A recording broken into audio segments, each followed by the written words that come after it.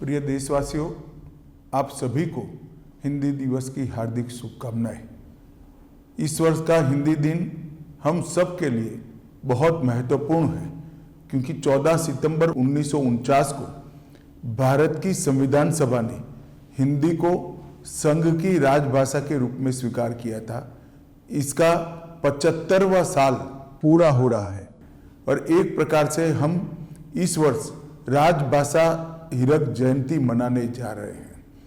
ये 75 साल की यात्रा हिंदी के लिए, राजभाषा के लिए और हमारी सभी राज्यों की अपनी अपनी भाषाओं के लिए बहुत महत्वपूर्ण रहे हैं।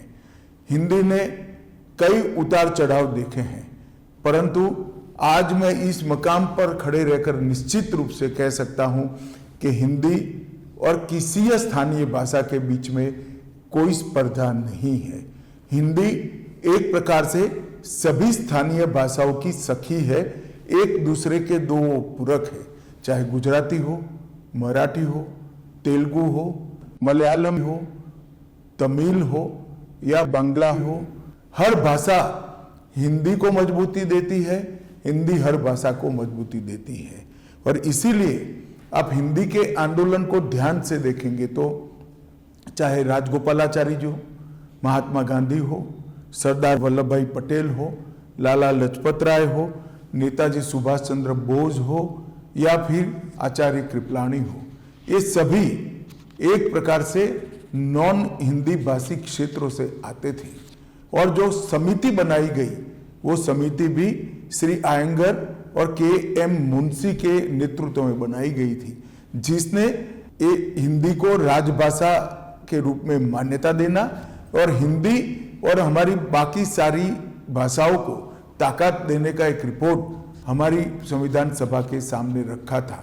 वो दोनों नेता नॉन हिंदी भाषी क्षेत्र से आते हैं और विगत 10 साल में मोदी जी के नेतृत्व में हिंदी को और स्थानीय भाषाओं को मजबूत करने के लिए ढेर सारा काम हुआ है।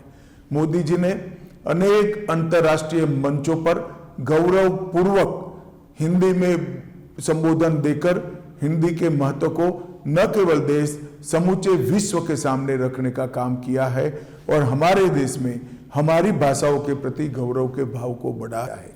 ये 10 साल में हमने कई सारी स्थानीय भाषाओं को मजबूती देने के लिए बहुत प्रयास किया है।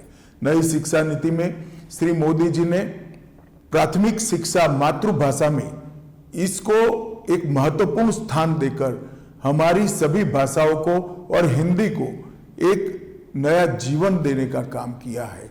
हमने ये 10 साल के अंदर कंठस्थ का टूल बनाया।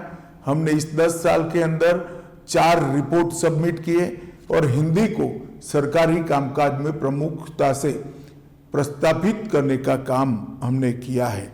आने वाले दिनों में राजभाषा विभाग हिंदी से 8वीं अनुसूची की सभी भाषाओं में अनुवाद का भी एक पोर्टल लेकर आ रहा है, जिससे पत्र हो या भाषण, जिसका अनुवाद बहुत कम समय में आर्टिफिशियल इंटेलिजेंस का उपयोग करते हुए हम सभी भाषाओं में कर पाएंगे।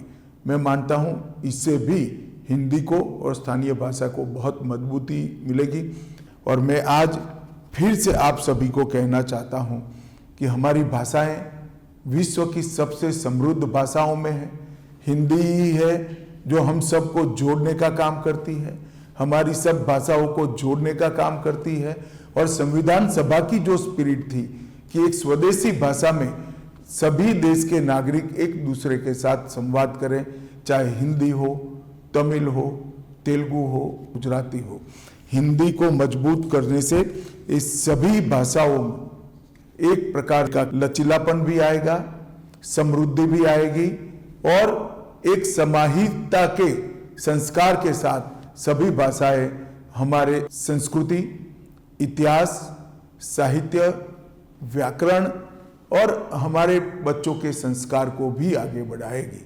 अतः मैं सभी देशवासियों को अपील करना चाहता हूं कि हिंदी दिन पर आइए हम संकल्प करें, हिंदी को मजबूत करें, हिंदी के साथ साथ हमारी स्थानीय भाषा को भी मजबूत करें और राजभाषा विभाग का जो ये काम है ये काम को आपका समर्थन करिए।